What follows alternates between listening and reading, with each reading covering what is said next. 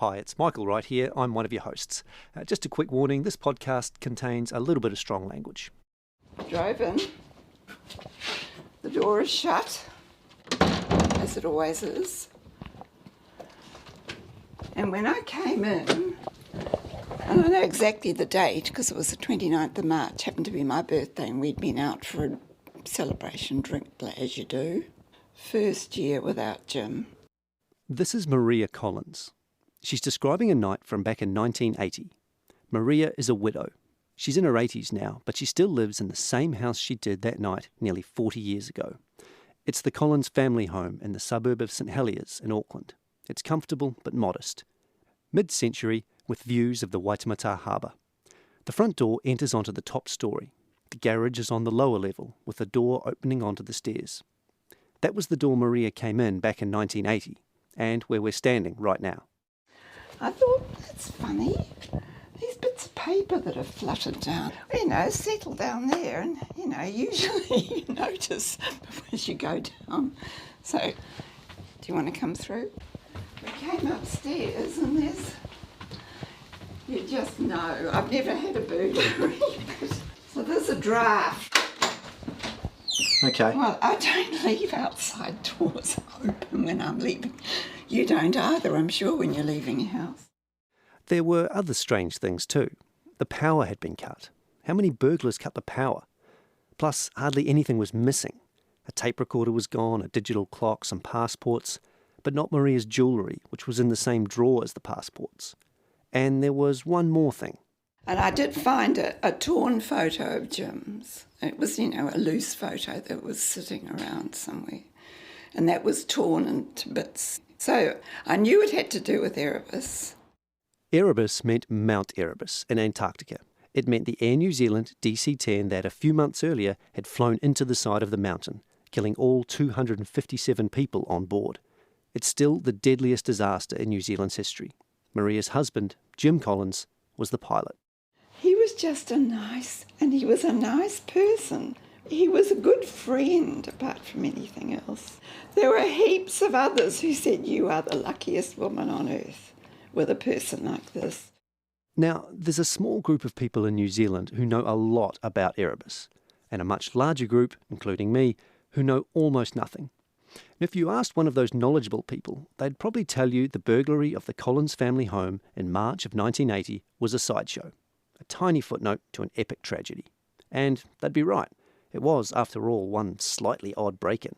No one was ever arrested or charged in connection with it. No motive was ever established. But on the other hand, it's exactly what Erebus is about. A saga of such extraordinary breadth that it could conceivably include the burglary of a pilot's home. A burglary that, depending on who you talk to, was either the work of the SIS looking to find and bury some documents, or a lone wolf out for some misguided retribution. How on earth did it come to this? I'm Michael Wright. And I'm Katy Gosset. This year, the 40th anniversary of the Erebus crash, we're going to answer that question. We're going to tell you the story of how New Zealand's worst ever disaster became even more fraught, more bitter and more divisive in the years afterwards. How it claimed more lives, ruined others, and changed the way New Zealanders looked at themselves. Along the way, becoming somehow both instantly memorable, an orchestrated litany of lies, and strangely forgotten. You'll hear from a former Prime Minister, 2 former Deputy Prime Ministers, a comedian, and a US Open golf champion. You'll hear why, 4 decades later, we're only just getting around to building an official memorial to the dead. And you'll hear how the deaths of 257 people on a sightseeing trip to Antarctica cut deeply in a small, young country at the bottom of the world. There weren't too many people in New Zealand who didn't know someone who knew someone on that aircraft. This podcast is the story of a plane crash. But more than that, it's the story of how a plane crash scarred an entire nation. From Stuff and RNZ, this is White Silence.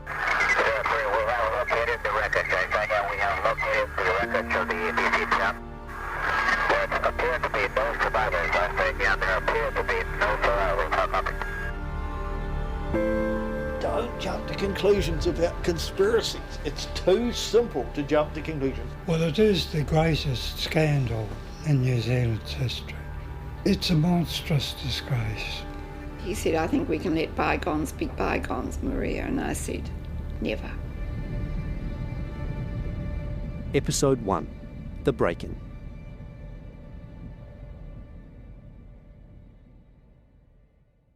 Paul Dykesell would be the first to admit that, when he was younger, he was a bit of a screw-up. I mean, I'd failed school cert, I went to Manurewa High, I was a fucking disaster, I was hopeless. All I wanted to do was be an artist and play football. That was all I was interested in.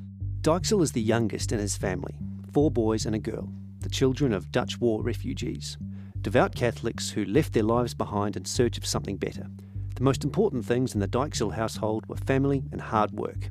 After leaving school, the older sons, Paul's brothers, went into business. Paul did not follow suit. He got a job at an ad agency in the city and rode the bus in from South Auckland every morning. He always sat next to an older guy, mid-50s, carrying a briefcase. And every day, without fail, the older guy was reading a book. And one day he said to me, "You don't read?" And I went, "No." And then one day, not long after that, days after that, we were sitting on the bus, and he opened up his bag about halfway into the city, and he pulled out this rather worn copy of Cherry Apsley Gerard's The Worst Journey in the World. And he said, "You might like this." Apsley Cherry Gerard, Paul, was a member of Robert Falcon Scott's famous Antarctic expedition of 1912. That's the one where they were beaten to the South Pole by some Norwegians, and then Scott and 3 others froze to death on their way back. The Worst Journey in the World is Cherry Gerard's first-hand account of this doomed adventure, and it's not an overstatement to say the book profoundly changed Dykesell's life. It instilled in him such a love of reading that he went back to university. Today, he's the Australasian CEO for the Bauer Media Group. It also gave him a lifelong fascination with the ice. And so, a few years later, in 1979, Dykesell had an idea. Across the ocean lies a world of enchantment. We're Air New Zealand, we fly the Pacific. And we do it every day. Well, there's quite a remarkable sight. We can see there's quite blue smoke coming out of Mount Erebus. We're going to continue to the left. Air New Zealand was running sightseeing flights down to Antarctica. Dykesell talked his brothers, John, Bill and Doug, and his brother-in-law, Stephen Hughes, into going. Their wives had just returned from a holiday in Australia. Here was something for the boys to do. And I suggested it. So we all bought tickets, and my brother Bill, he pulled out quite a way earlier. And then not long before, literally a week or so before, I had a horrendous accident playing football. And I completely destroyed my cruciate in my right knee. I went to hospital, and I was actually in hospital that night. David Nicholson's been a public servant for a long time. He's held senior positions in government departments and diplomatic posts in the Pacific. Back in 1979, though, he lived in Christchurch with his family and was finishing up a master's degree at Canterbury University. His sister Christine was 26 years old. She taught Standard 4 at Woolston Primary School, and she was working with her students on a special project. She was very interested in the Antarctic because she was developing a learning module with her class on Antarctica. And so in order to prepare for that, she attended university lectures and did a lot of research into the Antarctic and into environmental issues and all those sorts of things. And then while Christine had this project on the go, a friend of a friend came over from America to take one of Air New Zealand's scenic flights to Antarctica. That planted a seed. And Christine thought, this is a really great idea for the end of this module. I'll take the day off work, take leave, and I'll go and take pictures, and this is a good way that I can contribute firsthand to the class on what I'd seen. The Nicholson family was pretty close, and both Christine and David were still living at home. So in the days before the flight, there was a lot of talk around the dinner table about Christine's big trip. It was exciting, but kind of worrying too. I guess like all things going to such a remote place, people have anxieties around that. And of course, you have the memories of her asking whether it'd be all right. And I always remember saying, oh, this is crazy, it's been done before, nothing can go wrong.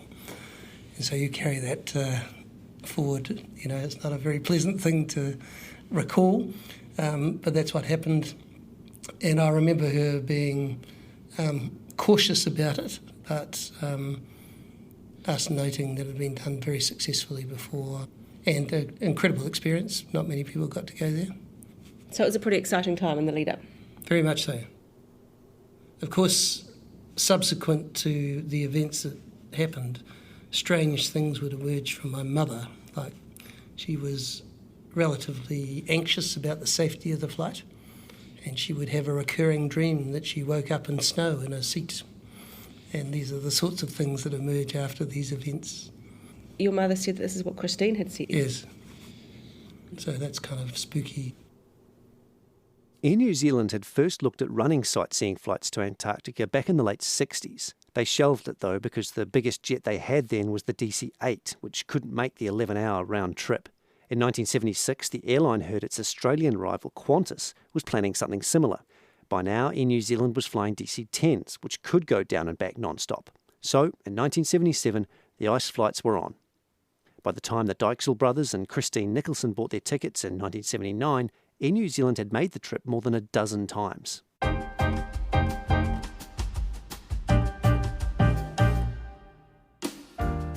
It was a huge party atmosphere from the moment everyone got on the flight. This is Ian Hambley, an ex-cop who became a flight attendant for Air New Zealand and later a cabin crew union rep. In 1977, he was working on one of the first Antarctic flights. As we got closer to Antarctica, there were bigger and bigger icebergs. I expected to see a lot of white. It's Antarctica, snow. But in actual fact, the colours were amazing. There were every possible hue of blue and green, the sun reflecting off the ice. It was beautiful. It was really stunning. We went round Erebus twice. We went off to look at Robert Falcon Scott's hut. We flew past that at 1,500 feet. Most of my photographs are of hostesses' backsides because they're all peering out the window, so I'm standing inside here trying to get all these photographs of their backsides. Air New Zealand's Antarctica flights were a remnant of the golden age of air travel, when men wore ties and stewardesses channeled movie star glamour. Tickets were well over $200, more than double the average Kiwi's weekly income in the late 70s. The entire aircraft was treated as a first-class cabin. Champagne breakfast and plenty more champagne with lunch as well, prawns, scallops and chicken souveroff for mains, and something called peach Erebus for dessert. Passengers could visit the cockpit to say hello to the captain or talk with the Antarctic expert on the flight, who was there to provide a commentary once they reached the ice. He'd take them through the sights like the glaciers and dry valleys of Victorialand, point out McMurdo Station, that's the American Antarctic base, and Scott Base, the New Zealand one, and show them Captain Scott's hut and the site where Scott and his men died. And on the right-hand side, we'll be looking across into Victorialand and the various glaciers coming down. One of the highlights of the trip was Mount Erebus, the towering volcano on Ross Island, just north of Scott and McMurdo bases. It stood 12,500 feet high, slightly taller than Mount Cook, and usually had steam rising several thousand feet higher. An in-flight brochure called it the Sentinel of McMurdo. Mount Erebus, which is now coming up very rapidly on the left-hand side, and you can see the plume of smoke coming from the active volcano. So we're going to get a very close view of this remarkable feature here way down on the snowy, cold wastes of Antarctica. Here we have this active volcano. This is Bob Thompson, who at the time was the head of the New Zealand government's Antarctic division. He was the commentator on the flight on the 21st of November 1979. That was the flight before the crash, the last successful Air New Zealand flight to Antarctica. The only criticism I ever heard of the Antarctic flights... Ian Hambley again. So this is the bit from Christchurch to Auckland, where a new crew got on who hadn't been to Antarctica. These people are all in party mood, they're all probably half biscuit on the way home, And suddenly there's a new crew who are stone cold sober, they're all, and it wasn't the same atmosphere for that last leg into Auckland. So that's the only criticism I ever heard from them. Every crew member I talked to, they all wanted to go there. Air New Zealand ran the first two Antarctic flights in February 1977. After that, it settled into a routine of 4 flights every year in the early summer. In all, 14 flights were made, and Hambley was right. They were hugely popular among Air New Zealand staff. Most of the flights were commanded by the airline's most senior pilots. So when Captain Jim Collins put his name forward, he wasn't sure he'd get the gig. He was an experienced pilot, but he was nowhere near the top of the Air New Zealand hierarchy. Here's Maria Collins again, his wife, who you heard at the start. These trips were so highly sought after, and he'd wanted to do it, I think, the year before. But, you know, the more senior people got them.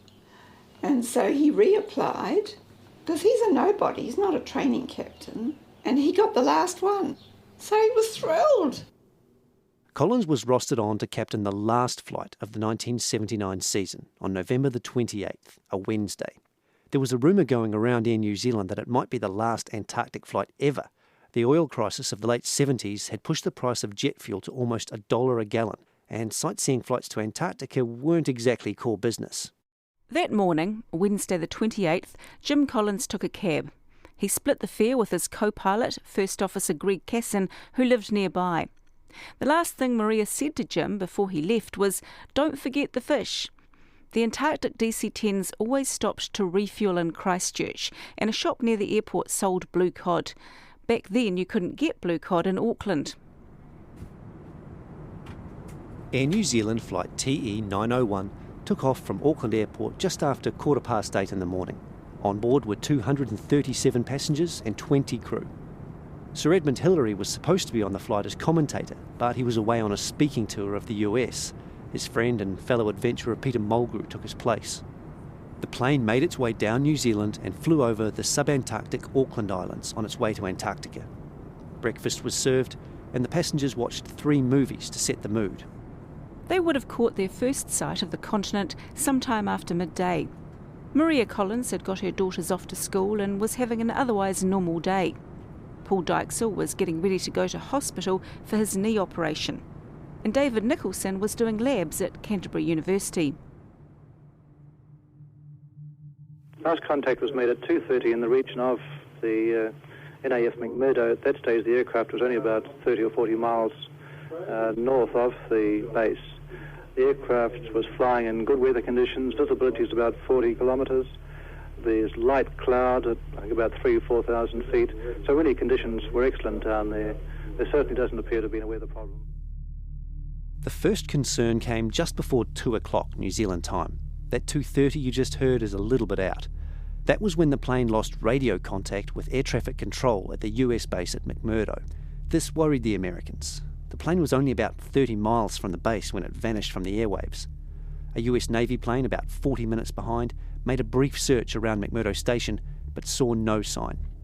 2 American helicopters and 2 C-130s went looking, but they turned up nothing as well.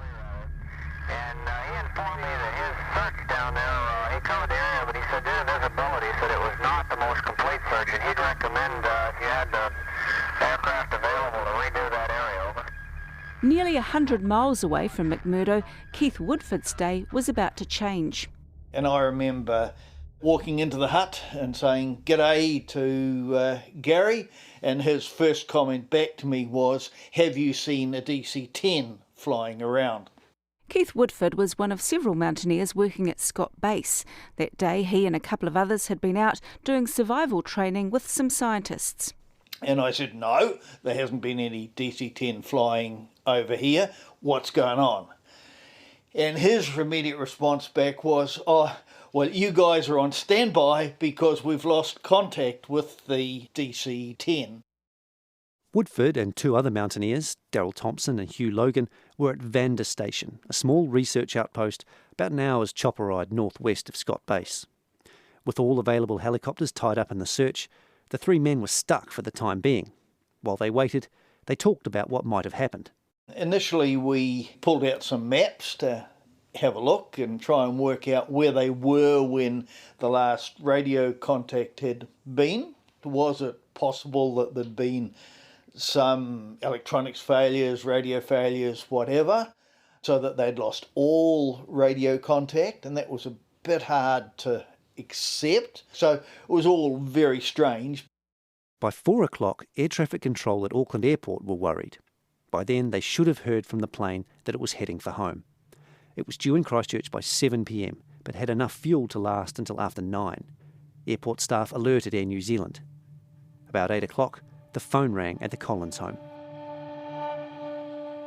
I got a call from flight ops saying, and this is what alarmed me, they just said they'd lost contact with Jim's flight.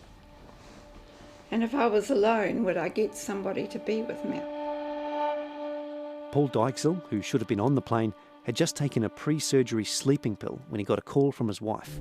She didn't know any more than Maria Collins, only that the plane that Bill and Doug and Stephen were on was unaccounted for. Paul remembers that the guy in the bed next to him overheard the conversation. And then he said to me, I'm a policeman, I can probably find out a bit more. So he then started making some calls. David Nicholson finished university early that day, so he and his parents could head out to the airport at about 6 o'clock. They were looking forward to hearing about Christine's adventure. No idea at this point that anything was out of the ordinary. So we were at Christchurch Airport all waiting, and there were some delays, and I think I recall us being moved to a lounge and encouraged to look out the window for the aircraft coming in the horizon.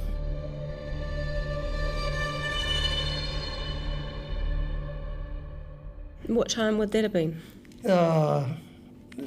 6, 7, 8-ish. And then some people started to talk about maybe there's something wrong. The whole time the plane was out of contact, the clock was ticking. By 9:30 it was out of fuel and there was still no sign of it. Wherever it was no longer flying. Around about 9 or 8-ish, 8:30, they said there must be something wrong because the plane would have run out of fuel by now. And therefore it won't be coming back. And we'll keep you informed. So go home.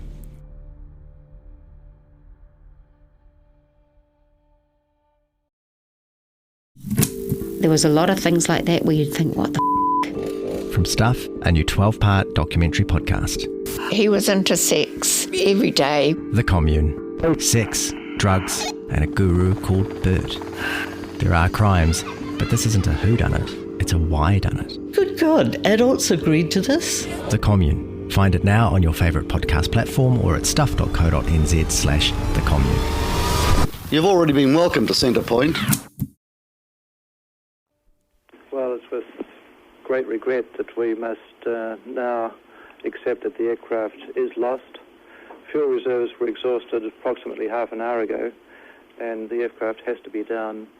We can only reiterate Mr. Davis's comments expressed earlier that there was still considerable hope. In hospital, Paul Dykesell's policeman neighbour had kept him up to date. When he heard the plane was down, Dykesell discharged himself and headed for the family home in Manarewa. Well, everyone was there. The whole family was there, and everyone was beyond distraught, as you can imagine.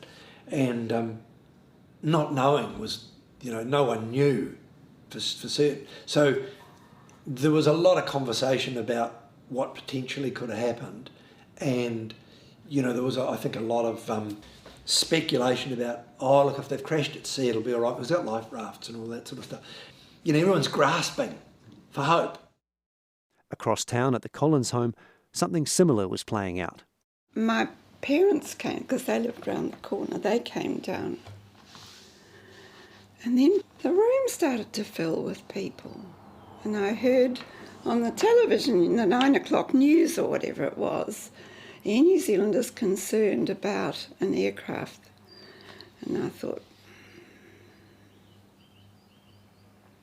but still, nothing more was said. They were just concerned. But the fact that it was now being broadcast, and my living room is filling up with neighbours and people who knew Jim, and I thought, this isn't real. Jim and Maria had 4 daughters, and the 2 eldest, 15-year-old Catherine and 14-year-old Elizabeth, were still awake. They thought their father had landed the plane on an iceberg, and he and his passengers were now floating around in the Antarctic waiting to be rescued. Their father, the captain, would have been the last to disembark, and, dressed in his short-sleeved pilot's summer uniform, would probably be the coldest. At Christchurch Airport, David Nicholson and other relatives still didn't really know what was going on. It was really, a pensive air, but nobody knowing what to do, really. Is there a problem? Isn't there a problem? Nobody could confirm it, but they said the odds were that there was, and that we should go home and wait for contact. And at Auckland Airport, friends and family of other people on board gathered, waiting for news. As they arrived, they were taken to a private room away from the media. I would say there'd probably be about 30 or 40 relatives and friends of people on board Flight 901. I can only admire and respect their courage and fortitude up there in the lounge. They're very calm and collected.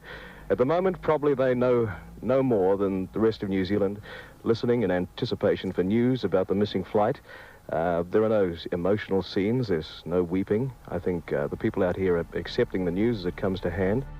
3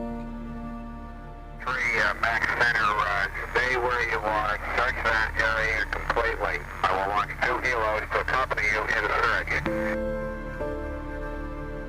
Roger, Scottish is relayed that there has been a black spot spotted on Tang Ridge, over. We have located the wreckage. We have located the wreckage of the DC chap. There appear to be no survivors. There appear to be no survivors.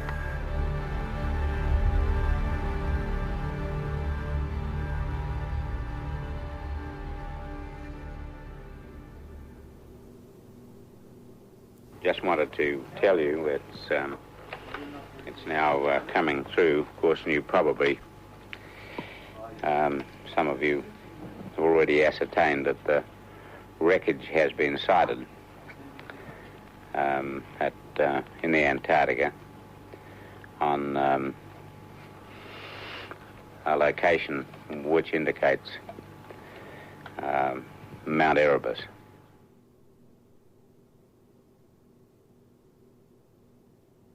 At 1 o'clock, I can't remember if I think I heard it by phone from Flight Ops that they'd found the wreckage, or they'd seen the wreckage and they didn't think there were any survivors. It was very late. I'm thinking sort of 12 o'clock, 1 o'clock, we had been informed. And then everyone kind of went home, went to bed, I think. So what we did was we went home, and I remember I joined my parents on their bed, and we lay there listening to the radio.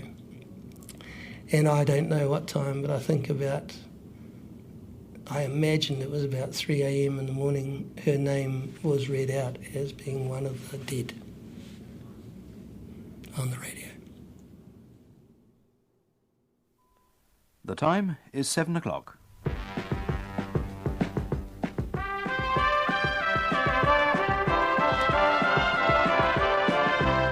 Good morning. From Morning Report, Jim Sullivan and Peter Sledmere here, and we're waking today to one of the grimmest reports since these programmes began.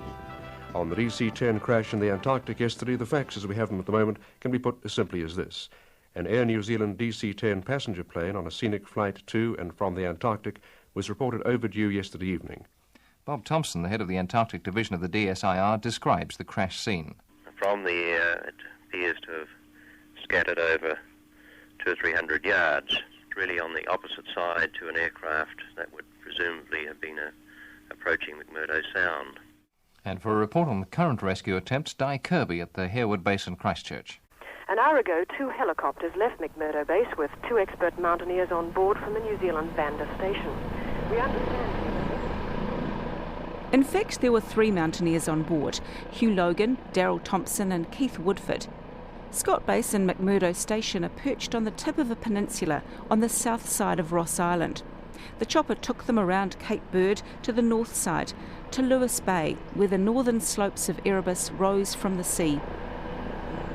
As we're flying around, I just had that sort of feeling, hey, I think I know now what it's like to go into battle.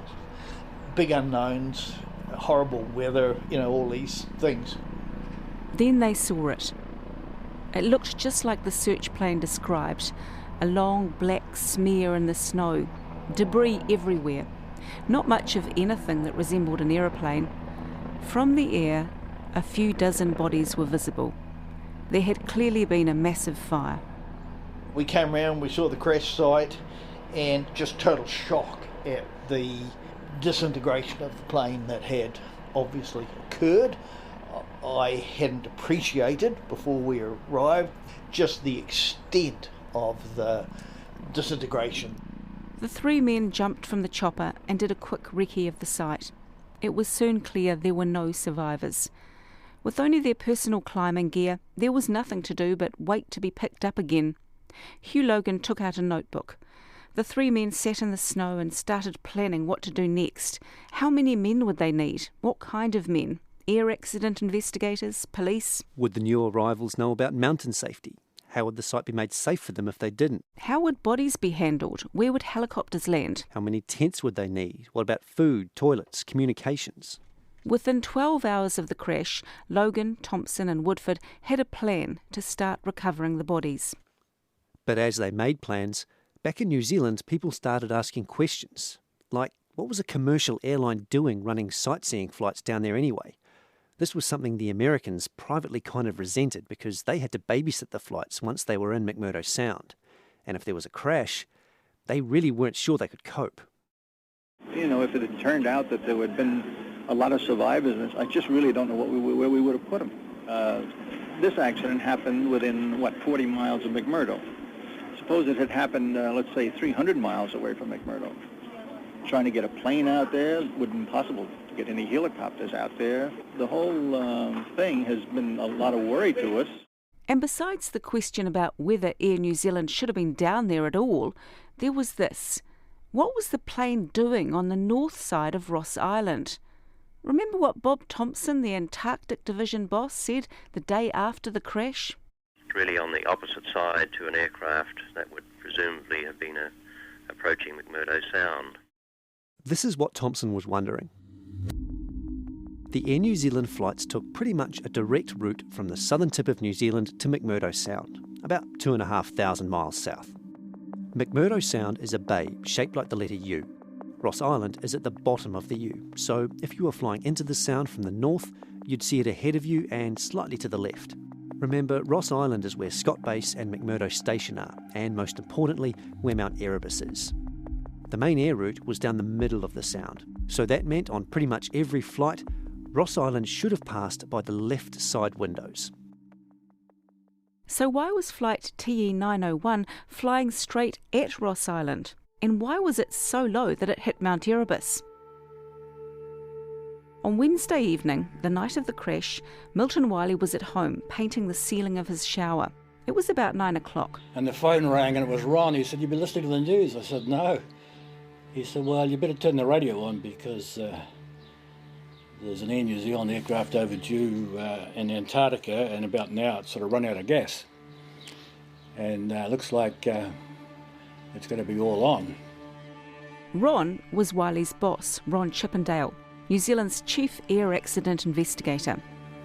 It was his job to find out what happened to flight TE901, how it happened, why it happened, and ultimately who was responsible. Chippendale was right. It was going to be all on. The New Zealand government has released the official report of its Chief Inspector of Air Accidents on the DC-10 crash. The report says the probable cause of the accident was... What he did was atrocious. Absolutely atrocious. Everyone seems to wonder all the same what the pilot was doing on that particular side of Mount Erebus. Then suddenly it's like that, stopped.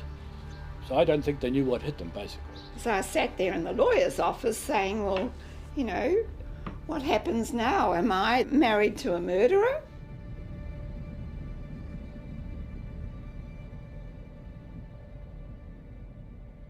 That's next time on White Silence. White Silence is a co-production between Stuff and RNZ, written, produced and presented by Katy Gosset and me, Michael Wright. Our executive producers are Tim Watkin and Justin Gregory for RNZ, and for Stuff, Carol Hirschfeld, Keith Lynch, John Hardevelt, Kamala Heyman and Adam Dudding also helped produce this podcast. This episode was engineered by Alex Harmer and included audio from Ngautonga Sound and Vision and Archives New Zealand. You can subscribe to the full 6-part series at Apple, Spotify, Radio Public, Podbean and other podcast providers. You can also go to the Stuff or RNZ homepages to find details on how to subscribe.